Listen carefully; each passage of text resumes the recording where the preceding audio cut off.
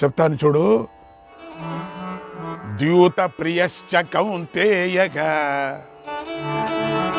నస జానాతి దేవితుం నస జానాతి దేవితుం సమాహూతశ్చ రాజేంద్రః న శక్ష్యతి నివర్తితుం. శకుని ఇలా చెప్పాడు. అలాంటి ఉపాయం ఉంది నా దగ్గర, చెబుతున్నాను విను.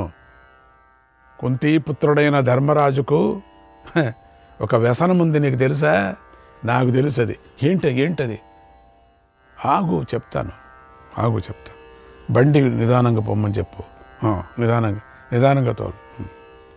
ఆగు చెప్తాను. కొంచెం నీళ్ళు ఇవ్వు నాకు. నీళ్ళు అందించు, నువ్వే నీళ్ళు నీళ్ళు వేయి. నా వస్త్రం సరి చెప్పు మావా. వస్త్రం సరిచేయి. నా తల దువ్వు. ఉండింది ఇంతే తల, పట్టతల ఇంతే, తను సరిగలేదు, దాన్ని దువ్వాడు. సరిగ్గా దువ్వు అంతే సరి. మామ చెప్పు మామ. అదేంటి చెప్పు మామ. చెప్తాను విను. ఎందుకు ఆతరపడుతున్నావు? చెప్తా. మెల్లగా పొమ్మని చెప్పు. ఎందుకంటే నేను చెప్పేది వినాలను, ఎవరూ వినిపించుకోకూడదు, జాగ్రత్తగా ఉండాలి. కుంతీపుత్రుడైనటువంటి ధర్మరాజుకు జూదం అంటే ఎంతో ఇష్టం, తెలుసా నీకు? గ్యాంబ్లింగ్ చాలా ఇష్టపడతాడు. కానీ అతనికి ఒక్కటి, జూదం ఆడటం మాత్రం రాదు. చాలా ఇష్టం వాడికి, నాకు తెలుసు, కానీ జూదం రాదు. ఇది శకుని భావం మాత్రమే. నిజానికి ధర్మరాజుకు జూదం అంటే ఇష్టం లేదు. చూసారా, ఇది పెడుతున్నాడు ఇక్కడ. జూదం గురించి తెలీదు, ఇష్టమే కానీ తెలీదు. ఆ మహారాజు అయిన ధర్మరాజును ధృతరాష్ట్రుడు ఇక్కడికి పిలిస్తే అతను జూదం ఆడకుండా వెనక్కు వెళ్ళాడు. ఎందుకంటే ధర్మరాజు పెద్ద తండ్రి గారి ఆజ్ఞను పాటించడం చాలా ఇష్టపడతాడు. అందుకని అతడు జూదాన్ని ఆడటం మొదలు పెడితే దాన్ని ఆపడు. నాకు తెలుసు, చిన్నప్పటి నుంచి నాకు తెలుసు, నీకు తెలీదు. అది అతడి వల్ల కాదు. జూదం అనేది వ్యసనం, అది ఆపడు. ఉండినంత వరకు ఆపడు. కొంచెం గెలిచాం వదిలేస్తామంటే వదలరు. అర్థం అతడికి శక్తి లేదు. అందుచేత దేవనే కుశలశ్చాగం నమేస్తి సదృశో భువి త్రిషు లోకేషు కౌరవ్య తం త్వం ద్యూతే సమాహ్వయ.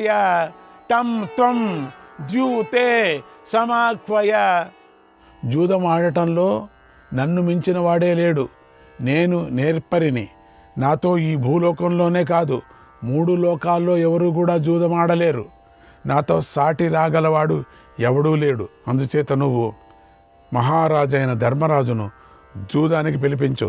మనం ఇక్కడ ఆడకూడదు, మనం అక్కడ ఆడాల, మన దగ్గర. తస్యాక్ష కుశలో రాజన్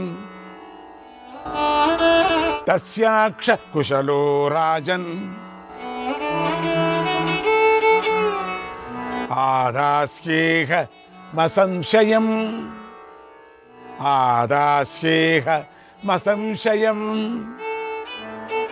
రాజ్యం శ్రియం చ తాం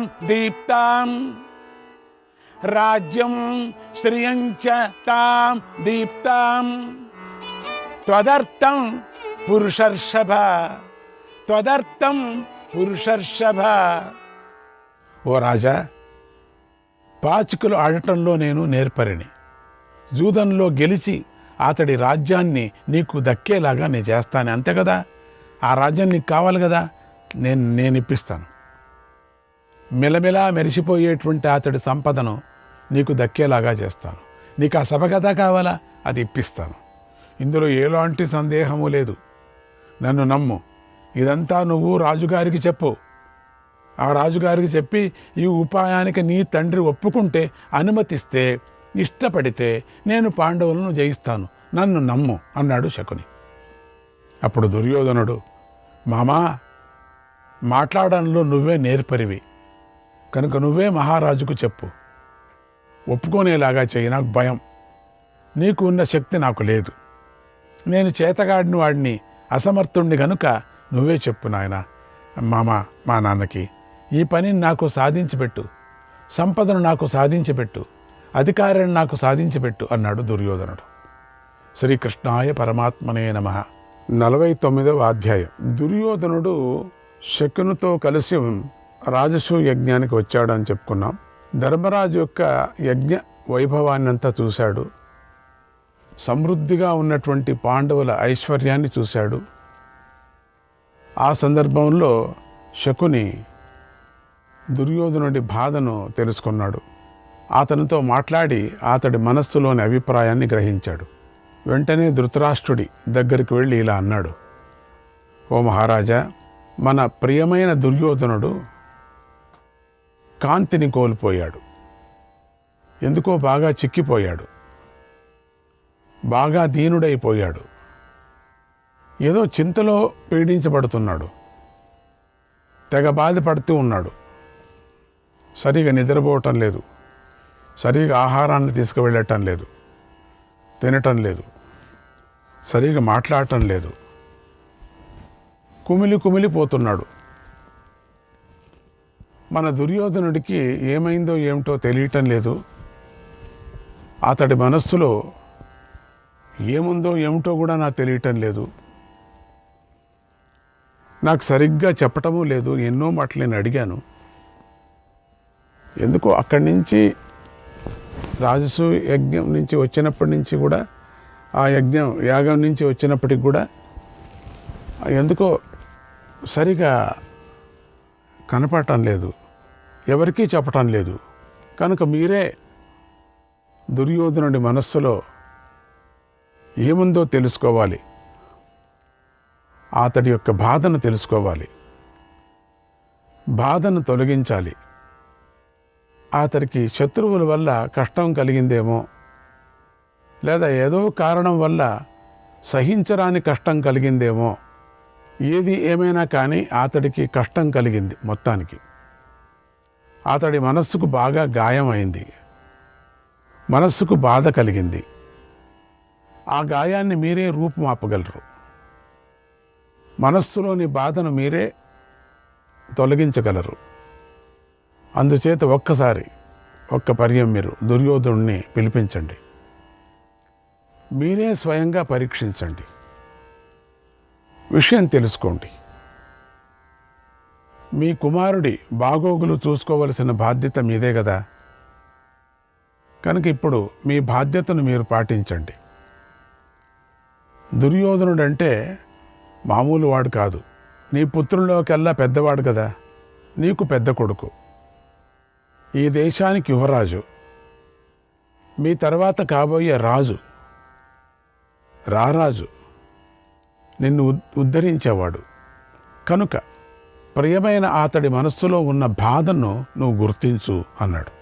అప్పుడు అక్కడే శకుని ప్రక్కనే ఉన్నటువంటి దుర్యోధనుడితో ధృతరాష్ట్రుడు ఇలా అన్నాడు, నాయనా దుర్యోధన, నువ్వు ఎంతో దుఃఖిస్తున్నావని తెలిసింది, బాధతో కుమిలిపోతున్నావని కూడా తెలిసింది, మనస్సులో తీవ్రమైన చింతతో నలిగిపోతున్నావని తెలిసింది.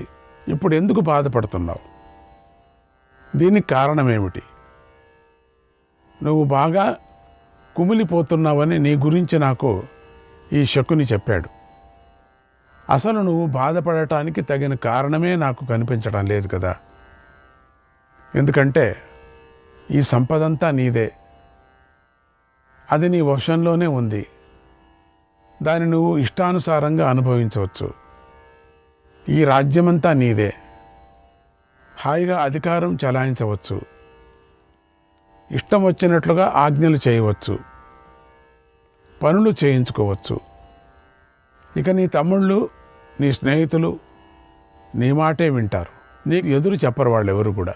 నీకు ఎదురే చెప్పరు, నువ్వు చెప్పిందే చేస్తారు, నీ వెనుకే తిరుగుతూ ఉంటారు, నీకు కీడు చెయ్యరు, ఎప్పుడూ మేలు చేస్తూ ఉంటారు, నీకు సంతోషాన్ని కలిగిస్తూనే ఉంటారు. నువ్వు అందరికన్నా మంచి విలువైన వస్త్రాలను ధరిస్తున్నావు, మంచి అన్నాన్నే తింటున్నావు, మంచి భోగాలనే అనుభవిస్తున్నావు, మంచి జాతి గల గుర్రాలను ఎక్కి తిరుగుతున్నావు, కోరికలు తెచ్చుకుంటున్నావు, కోరికలు తీర్చుకుంటున్నావు. నీకేదేది ఆశ ఉందో కోరికలు వచ్చిందంతా నువ్వు తీర్చుకుంటున్నావు, సరదాలు కూడా తీర్చుకుంటున్నావు. ఇక నువ్వు చిక్కిపోవటానికి కారణం ఏమిటో నాకు తెలియటం లేదు. నీకు చక్కని శయ్యలు ఉన్నాయి, నీ మనస్సుకు ఆనందం కలిగించే ఎంతోమంది స్త్రీలు నీ వద్దే ఉన్నారు. అన్ని ఋతువుల్లోనూ అనుకూలంగా ఉండి సుఖాన్ని ఇచ్చే భవనాలు ఎన్నో నీకు ఉన్నాయి. నువ్వు కోరుకున్నట్లుగా సుఖాన్ని ఇచ్చే క్రీడా స్థలాలు ఉన్నాయి. దేవతల యొక్క పనులు వారి మాటలతోనే పూర్తి అయిపోయినట్లుగా నీ మాటతోనే నీ పనులన్నీ కూడా పూర్తి అయిపోతూ ఉంటాయి కదా. అంటే నువ్వు దేవతలాగా ఉన్నావు, నీ మాట ఎవరూ కాదనరు. విచిత్రమైనటువంటి భవనాలు ఉన్నాయి. ఎండాకాలానికి ఒక భవనము, గాలికాలానికి ఒక భవనము, వానకాలానికి ఒక భవనము, చలికాలానికి ఒక భవనము, ఇట్లా అన్ని కాలాలు అన్ని ఋతువులకు ఉండేటువంటి ఒక్కొక్క ఋతువుకు ఒక్కొక్క భవనం నీకు ఉన్నది. ప్రతి భవనంలోనూ వేరు వేరే స్త్రీలు ఉంటారు నీకు కావలసిన వాళ్ళు. ఇట్లా ఉండేటప్పుడు, ఇంత సౌకర్యంగా ఉండేటప్పుడు అలా నువ్వు తెరువులేని వాడివే ఉన్నావు కదా, ఎదురు లేని వాడివే ఉన్నావు కదా. కనుక నువ్వు ఏడవలసిన పని లేదు.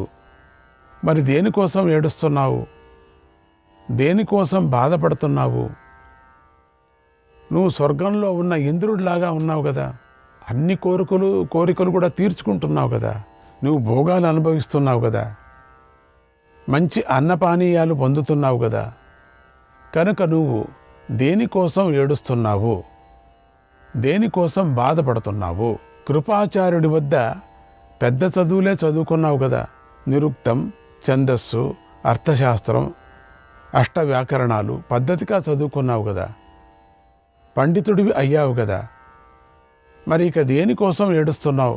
బలరాముడు, కృపాచార్యుడు, ద్రోణాచార్యుడు వీరి వద్ద అస్త్ర విద్యను కూడా నేర్చుకున్నావు కదా, ప్రభువుగా అన్నిటినీ అనుభవిస్తున్నావు కదా.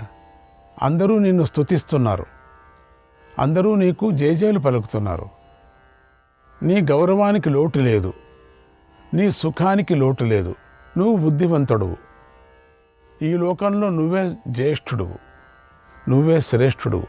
మరి నువ్వెందుకు ఏడుస్తున్నావో చెప్పు అన్నాడు. అంటే ఇవన్నీ జ్ఞాపకం చేశాడు, నువ్వు పెద్దవాడివి, అన్ని విద్యలు నేర్చుకున్నావు అని. అంత ఉన్నప్పటికి కూడా నీకు ఏది ఆవరించింది? ఏ దెయ్యం ఆవరించింది? ఏ భూతం ఆవరించింది? నీ మనసు చెడిపోవటానికి కారణం ఏమిటి? అక్కడి నుంచి వచ్చిన తర్వాత నువ్వు చెడిపోయావు, మనసు అంతా ఎందుకు అని అన్నప్పుడు ఆ మాటలంతా విని దుర్యోధనుడు మూర్ఖుడిలాగా కోపావేశాలకు లోనయ్యాడు. తన మనస్సులోని మాటను ఇలా చెప్పాడు: మహారాజా, నేను బాగానే తింటున్నాను, బాగానే పడుకుంటున్నాను, మంచి బట్టలే కట్టుకున్నాను, అందరితో నవ్వుతూనే ఉన్నాను, అందరితో తిరుగుతూనే ఉన్నాను. అయితే ఈ పనులన్నీ పిరికివాళ్ళు చేసినట్లుగా చేస్తున్నాను. నేను పిరికివాడిలాగా ఉండిపోయాను. నాకు ఇంత రాజభోగం ఉండినప్పటికీ, ఇంత సౌకర్యం ఉండినప్పటికీ, ఇంత అధికారం ఉన్నప్పటికీ, ఇంత సౌభాగ్యం నువ్వు చేసి పెట్టావు ఎంత ఉన్నప్పటికీ, నేను మాత్రం పిరికివాడిలాగా ఉన్నాను. ఇలా పిరికితనంతో నేనెంతకాలం చేయాలి? నేనెంతకాలం ఉండాలి? ఈ పిరికితనం నాకు మారిపోవాలి కదా, అంటే కాలం మారాలి కదా. అందుచేత కొత్త మార్పును కోరుకుంటున్నాను. నిన్నము ఇదే చూడటం ఇట్లనే ఉండటం నాకు విసిగిపోయింది, నాకు విసిగిస్తున్నావు, నాకు పిరికితనంగా ఉంది. కొత్త మార్పును తీసుకురావాలి. అందుకని కొత్త మార్పును కోరుకుంటున్నాను. ఈర్ష్యను మనసులో దాచుకుంటున్నాను. అదే ఇక్కడ వచ్చింది. ఈర్ష్య అనేది నాకు ఎక్కువైపోయింది. పిరికితనాన్ని విడిచిపెట్టి నా అంత నేనుగా ధైర్యంగా బ్రతకాలి అనుకుంటున్నాను. ఇది పిరికితనంతో రాజునైనట్టుగా ఉంది. నేను స్వేచ్ఛగా ఉండాలి అనుకుంటున్నా. నా ఇష్టం వచ్చినట్టు నేను ఆడాలి అనుకుంటున్నా. ఎందుకంటే శత్రువులను సహించలేనివాడు వారిని ఓడించాలి కదా. శత్రువులను లేకుండా చేసుకోవాలి. నాకు శత్రువులు దండిగున్నారు. శత్రువుల వల్ల కలిగినటువంటి కష్టాల నుండి ప్రజలను కూడా విడిపించాలి కదా. ఆ కష్టాల నుంచి విడిపించాలి అంటే ఏదో శత్రువుల వల్ల ప్రజలంతా పీడింపబడుతున్నారు అనే విధంగా మాట్లాడుతున్నాడు, ఏదో వేదాంతం మాట్లాడుతున్నట్టుగా. అందుకని వాళ్ళందరినీ విడిపించాలి నేను. అలాంటి వాడినే పౌరుషవంతుడు అంటాడు జగత్తులో. అతడినే ప్రజలు మెచ్చుకుంటారు, అతడనే గౌరవిస్తూ ఉంటారు. సంతోషో వై శ్రియం హంతి హ్యభిమానంచ భారత, హ్యభిమానంచ భారత, అనుక్రోశ భయే చోభే, అనుక్రోశ భయే చోభే, యైర్వృతో నాశ్నుతే మహత్, యైర్వృతో నాశ్నుతే మహత్. ఓ మహారాజా, తృప్తి అనేది సంపదను గర్వాన్ని హరిస్తుంది. తృప్తిగా ఉండటం వల్ల సంపద కోసం ప్రయత్నం చేయరు. వాడు నిశ్చితంగా ఉంటాడు. ఈ గుణాలు గలవాడు అభివృద్ధిని పొందలేడు. ఇప్పుడు నేను ఆ పరిస్థితిలోనే ఉన్నాను. నేను ఉన్నత పదవి పొందాలని కోరుకుంటున్నాను. ఇది చాలదు నాకు. ఇది తృప్తి లేదు నాకు. తృప్తి లేని జీవనం ఎందుకు నాకు? ఇంకా తృప్తి పొందాలా నేను, ఇంకా అష్టైశ్వర్యాలే పొందాలా. అందరికన్నా నేను ఒక్కడనే ప్రపంచంలో అధికుడనే ఉండాలి. నేను నా మాదిరిగా ఇంకెవరూ ఉండకూడదు. నేను ఒక్కడనే ఉండాలి. అందరూ నాకంటే తక్కువగా ఉండాలి అనుకుంటున్నాను. నా మనసులో వచ్చేసింది అది. నా కిందనే ఉండాలి అందరూ. జగత్తంతా, ప్రపంచమంతా, అన్ని రాజులు నాకన్నా ఎక్కువ ఎవరు ఉండకూడదు. కనుక నాకు తృప్తి అనేది వద్దు. నాకు దీంతో తృప్తి పడి ఉంటున్నావు, నాకు తృప్తి వద్దు. నాకు అతృప్తినే కావాలా. తృప్తి అనేది జీవితంలో బాగుండదు మహారాజా. అతృప్తినే బాగా ఉంటుంది. అంటే తృప్తి అనేటువంటి నీచమైన జీవితం నాకొద్దు. చూడండి, తృప్తి అనేటువంటి నీచమైన జీవితం అట అది. శ్రీకృష్ణాయ పరమాత్మనే నమః.